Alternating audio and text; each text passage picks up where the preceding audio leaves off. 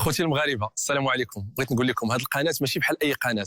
هنا كاين الصوت ديالنا، الهم ديالنا، والهضره اللي كتمثلنا كاملين. اشتركوا في القناه هنا، الحق بالعربي، كبروا بها الله اكبر بكم، ديروا واحد الاعجاب ما فيها باس، غير على وجه العديان. الله يحفظكم الوطن الملك. إذا متابعينا الكرام، في هذا الخبر العاجل والمهم عندنا تصريحات جد مهمة ل رئيس الحكومة المغربي عزيز أخنوش خلال الخطاب الذي ألقاه في الجمعية العامة للأمم المتحدة. بطبيعة الحال الجزئية التي تهمنا هي جزئية الصحراء المغربية، طالما على أننا على أبواب شهر أكتوبر المقبل. غادي نستمعوا لهذه التصريحات التي ألقاها في الجمعية العامة للأمم المتحدة بخصوص قضية الصحراء المغربية، ثم غادي نكون معكم بالتفاصيل لأنها تصريحات جد مهمة وهي تؤشر على ما هو مقبل وعلى ما هو قادم على المستوى ديال مجلس الأمن. ما نطولش عليكم بزاف، لنستمع ثم معكم بالتفاصيل. الصحراء المغربية دخلت منعطفا تاريخيا، فالمواقف التي عبرت عنها أغلبية ساحقة من الدول الأعضاء في المنظمة باتت ترسم خطا واضح المعالم، مفاده أن الوقت كان قد حان لطي صفحة هذا النزاع المفتعل في احترام تام لسيادة المملكة ووحدة ترابها. فدائرة التوافق الدولي حول المبادرة المغربية للحكم الذاتي ما فتئت تتسع، ذلك أن نحو ثلثي أعضاء الأمم المتحدة يعتبرونها اليوم الأساس الوحيد والبراغماتي وذا المصداقية لتسوية النزاع. وفي الميدان لا تخطئ العين، حقيقة مفادها أن الصحراء أصبحت أرضا زاخرة بالفرص، وفضل النموذج التنموي الأقاليم الجنوبية والمبادرات الملكية الأطلسية أضحت هذه المنطقة منصة استراتيجية في خدمة السلام والأمن والتنمية المشتركة. السيدة رئيسة الجمعية العامة، حضرات السيدات والسادة، بعد انقضاء 8 عقود ما تزال أهداف منظمة الأمم المتحدة ذات. إذن هنا نتوقف متابعينا الكرام، حنا كتهمنا الجزئية ديال قضية الصحراء المغربية. رئيس الحكومة يقول في الخطاب أمام الجمعية العامة للأمم المتحدة بأن قضية الصحراء المغربية وصلت لمنعطف جد مهم، منعطف تاريخي، وصلت لمنعطف تاريخي، وحان الوقت لإنهاء هذا الملف وإنهاء هذا النزاع المفتعل وفق السيادة المغربية. بطبيعة الحال هذه التصريحات هي ليست تصريحات عبثية، وهي تمثل بطبيعة الحال رئاسة الحكومة في المغرب، تمثل المغرب كدولة، وتؤشر لنا على ما هو قادم، على ما هو مقبل، حينما نرى كل التصريحات الأخيرة ليست فقط من طرف المغرب وإنما من طرف العديد من الدول. مثلا شفنا وزير الخارجية ديال بريطانيا حينما اعترف مغربية الصحراء قال بأننا هذه السنة غادي نوصلوا للذكرى ال50 لافتعال هذا النزاع، فبالتالي حان الوقت لإنهائه. ورأينا كذلك وزير الخارجية ديال إسبانيا خوسي ألباريس يقول حينما التقى بوريتا قبل أشهر قليلة، قال كذلك بأنه حان الوقت لإنهاء هذا الملف، وحان الوقت كذلك لإغلاق هذا الملف في الأمم المتحدة، فلا يمكن انتظار 50 سنة أخرى من أجل إنهاء هذا الملف. كذلك الولايات المتحدة الأمريكية، شفنا ماركو روبيو قال كذلك بأن دونالد ترامب وجه الدبلوماسية الأمريكية نحو العمل على إنهاء هذا الملف بشكل عاجل ومستعجل. فحينما نرى هذه التصريحات وحينما نرى هذه المواقف وحينما نرى هذا يعني الزخم الغير المسبوق الذي تشهده قضية الصحراء المغربية، فإننا نستنتج استنتاج واضح، وهو أنه حان الوقت فعلا لإنهاء هذا الملف سواء شاء الطرف الآخر أو لم يشاء.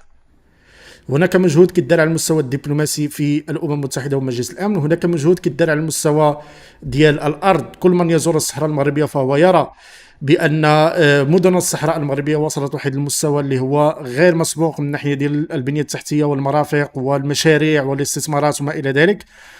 هناك مشاريع مستقبلية ضخمة التي تؤشر على أن واجهة المنطقة غادي تتبدل، بشكل كامل، ليس فقط الصحراء المغربية وإنما كل الدول في المنطقة يمكن على أنهم يستفدوا من المشاريع بقناعة رابح رابح من غير دولة واحدة بطبيعة الحال اللي هي زريبة الجزائر، اللي هم أصلا يعزلون أنفسهم شيئا فشيئا وعندهم أزمات مع كل دول المنطقة، آخرها مالي التي رفعت دعوى قضائية ضد الجزائر في محكمة العدل الدولية وتتهم الجزائر بأنها تدعم الإرهاب وتدعم الجماعات الانفصالية وكذلك تهدد الأمن والاستقرار ديال دول المنطقة خصوصا دول الساحل.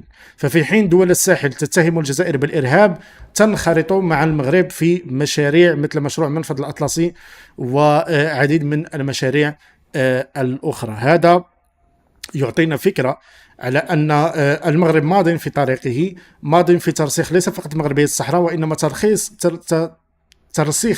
وإنما ترسيخ المغرب كقيادي في المنطقة، يقود دول المنطقة نحو مشاريع، نحو استثمارات، نحو رؤية استراتيجية للمستقبل يمكن على أنها تخرج الدول من دائرة الأزمات اللي هي فيها، يمكن على أنها تعطي لها الدول بصيص أمل للمستقبل وما إلى ذلك من هذه الأمور. بينما زريبة الجزائر هي تدخل في أزمات مع هذه الدول وتهدد أمن واستقرار هذه الدول. فبالتالي تصريح ديال رئيس الحكومة في الأمم المتحدة عنده الدلاله ديالو وعنده المؤشرات ديالو، لان في نهايه المطاف هذا التصريح كان في الامم المتحده، الجمعيه العامه للامم المتحده امام الدول الاعضاء في الامم المتحده، ويقول كذلك بان الغالبيه العظمى في الامم المتحده الدول الاعضاء تعترف بمغربيه الصحراء، تدعم المبادرات ديال المغرب. فبالتالي حان الوقت لننهي هذا الملف بشكل كامل ونهائي، وهذا هو المتمنى ديالنا متابعينا الكرام، أن تكلل الدبلوماسية المغربية بإشراف جلالة الملك محمد السادس بالنجاح وننهي هذا الملف، لأن ما زال عندنا ملفات أخرى مهمة يجب أن نتعامل معها. فبإنهاء ملف الصحراء المغربية سيدخل المغرب نحو حقبة جديدة. إنهاء ملف الصحراء المغربية غادي يخلي المغرب يعني ارتاح من مجموعة من المشاكل التي كانت تسببها هذه القضية، وكان يفتعلها نظام حضارة الجزائر من أجل أن يعرقل الرؤية ديال المغرب، المسار ديال المغرب، من أجل أن يعرقل كل شيء في المغرب. هذا النظام المجنون الأحمق الغبي الجبان القذر الحقير، هذا النظام الذي لا يهمه لا مصلحة الشعب الجزائري ولا مصلحة الشعوب ديال المنطقة بأكملها، مخلي الجزائريين عايشين عيشة الكلاب في الجزائر ومقابلين المغرب شنو كيقول، ومقابلين على أنهم يمشوا يعرقلوا المصالح ديال المغرب فقط لأنهم عندهم واحد الحقد دفين ما عرفناش منين جا هذا الحقد هذا، ولكن لربما هو بسبب فقدان الهوية اللي عندهم في زريبة الجزائر. كيشوفوا بأن المغرب بدون نت وبدون غاز وحقق ما لم تحققه زريبة الجزائر، اللي من المفترض أن تكون دولة واصلة لمراحل جد متقدمة وقريبة من الدول المتقدمة، لكن مشاو شدوا هذاك النفط والغاز ومشاو كيركبوا فيه وكيخسروا على قضية الصحراء المغربية طوال 50 سنة. وبعد 50 سنة وصلنا احنا لواحد المرحلة أنا أسميها بمرحلة الفصل، وإن شاء الله بإذن الله الشهر المقبل نسمع الأخبار المفرحة التي نريدها جميعا. فهادشي اللي كاين متابعينا الكرام فيما يتعلق بهذه التصريحات بخصوص الصحراء المغربية في الجمعية العامة للأمم المتحدة. نشوفكم في فيديو قادم مع مزيد من